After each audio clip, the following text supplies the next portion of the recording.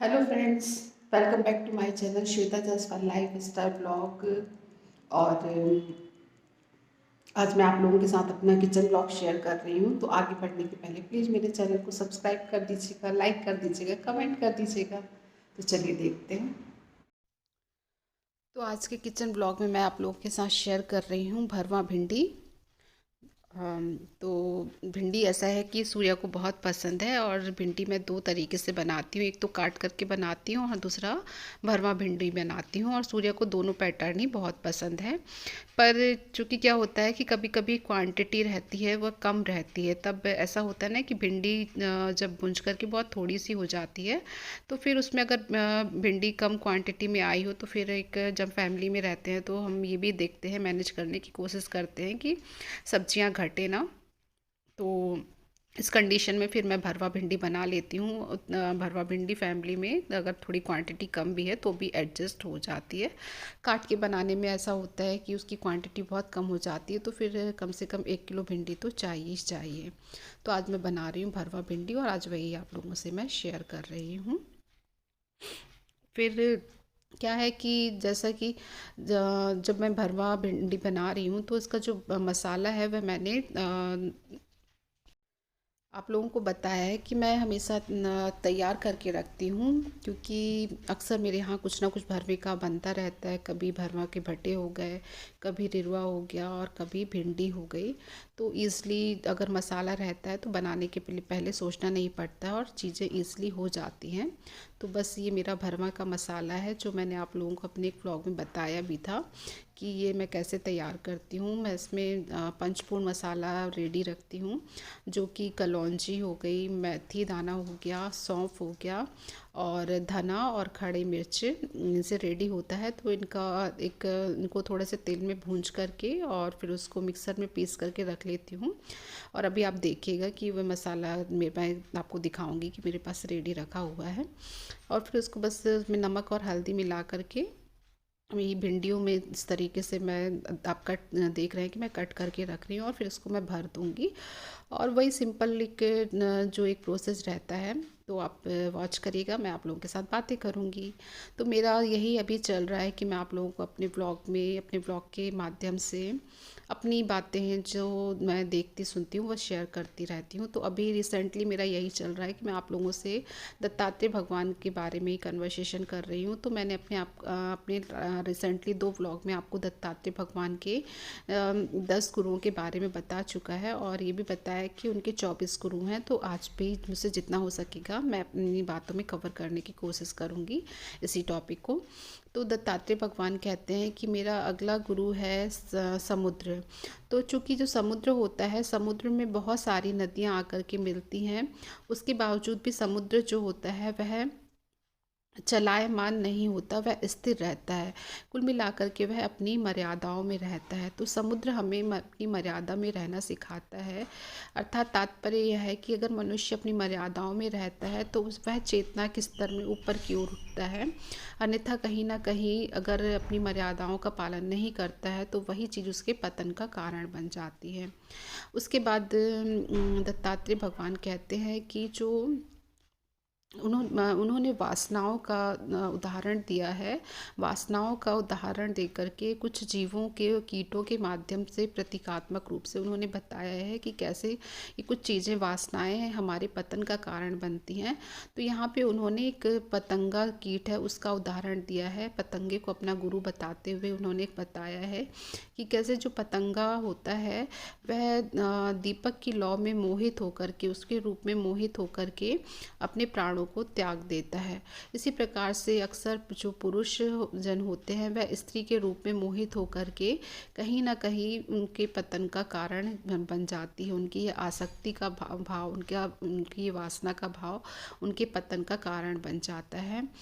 तो क्या स्त्री क्या पुरुष कलयुग है, तो बस यही है कि वासनाओं में लिप्त होने से ईश्वर हमें बचाए, सद्मार्ग दिखाए।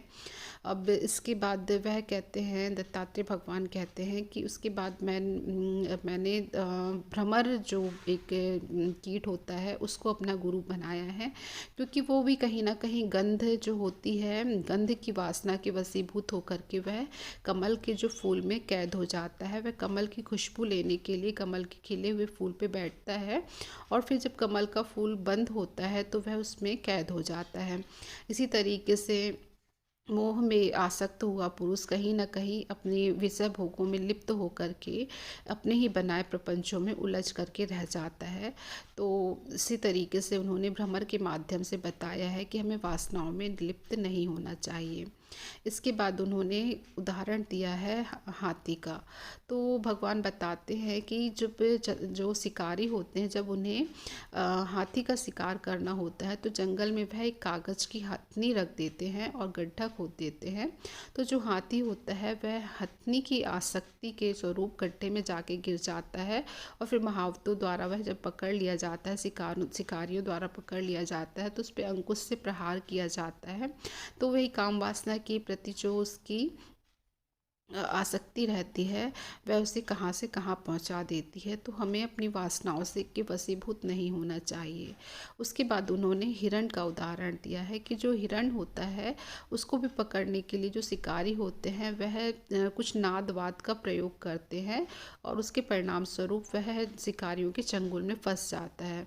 तो इसी प्रकार से दत्तात्रेय भगवान का कहना है कि हमें भी खास करके साधु पुरुषों को शब्दों में नहीं फंसना चाहिए, शब्दों की माया जाल में नहीं फंसना चाहिए, नहीं तो कहीं ना कहीं वह उनके पतन का और विनाश का कारण बनता है। इसके बाद उन्होंने बताया है कि जो एक बाज पक्षी होता है, तो वो जो बाज पक्षी होता है वह मांस का टुकड़ा लेकर के जा रहा होता है, तो उसके पीछे 4-5 पक्षी और लग जाते हैं और उसको घायल करने की कोशिश करने लगते हैं चोंच मार करके। तब बाज पक्षी क्या करता है कि वो उस मांस के टुकड़े को छोड़ देता है कि अगर मैं इस टुकड़े को छोड़ दूंगा तो जो बाकी के पक्षी हैं वो मुझे छोड़ देंगे। तो इस प्रकार से कभी कभी जीवन में ऐसी परिस्थितियाँ आती हैं कि हमें कुछ चीज़ों को छोड़ देना चाहिए, तो उससे हमारा जीवन बच जाता है। तो इस तरीके से छोटी छोटी चीज़ों से दत्तात्रेय भगवान हमें सीखने की प्रेरणा देते हैं। उसके बाद दत्तात्रेय भगवान कहते हैं कि जो मछली को भी मैंने अपना गुरु बनाया है। तो मछली का क्या ऐसा रहता है कि जब मछली को पकड़ने का रहता है तो मछुआरे कांटे में कुछ ऐसे जीवों को फंसा देते हैं कि स्वाद की लोलुपता के कारण मछली उसमें कांटे में फंस जाती है और उसकी मृत्यु हो जाती है। तो हमको भी अपनी जिह्वा में एक कंट्रोल रखना चाहिए, क्योंकि उससे कहीं ना कहीं हमारे स्वास्थ्य का पतन होता है और कभी कभी हमारे मृत्यु का भी कारण बन जाती है। तो इस तरीके से मछली का उदाहरण दे करके उन्होंने मछली को भी अपना गुरु बनाया है। उसके बाद वे बताते हैं कि जैसे एक बालक होता है तो एक सन्यासी को भी एक बालक की भांति ही रहना चाहिए, कि जब बालक एक निश्चिंतता के भाव में रहता है कि माता ने मुझे दूध पिला दिया है, माँ ही मेरा ख्याल रखेगी। तो इसी तरीके से सन्यासी पुरुषों को भी बस अपना भरण पोषण जब एक खाने के बाद चिंता नहीं करना चाहिए, उनको ये ध्यान रखना चाहिए कि ईश्वर हमारा ख्याल रख रहे हैं, इसलिए भक्ति भाव में लिप्त होकर के ईश्वर की भजन साधना करते रहना चाहिए कि ईश्वर ही हमारा ध्यान रखेंगे।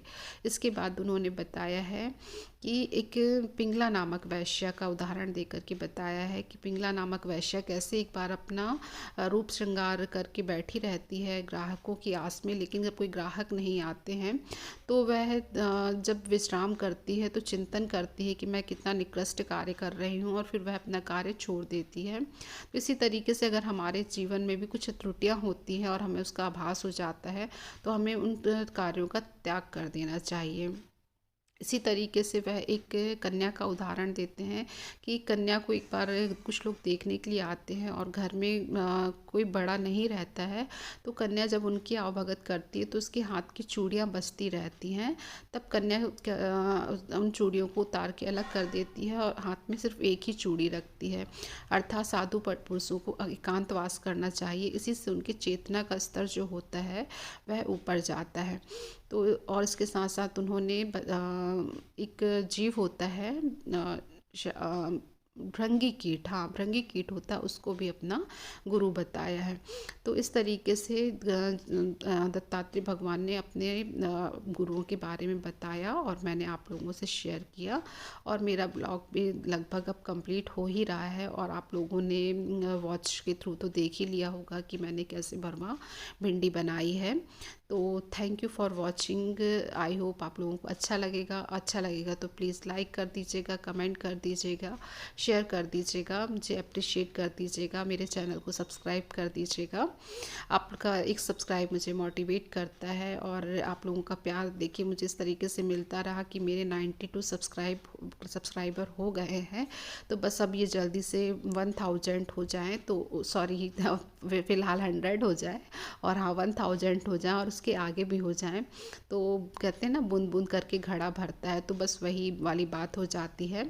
तो बस एक एक सब्सक्राइबर से कब ये 92 का सफ़र पूरा हो गया। और अभी मॉर्निंग का मेरा किचन ब्लॉग है, तो बस आप देख सकते हैं ये मैं आटा हल्का सा गूँथ के रख देती हूँ, फिर थोड़ी देर बाद ये सही हो जाता है। तो but thank you for watching.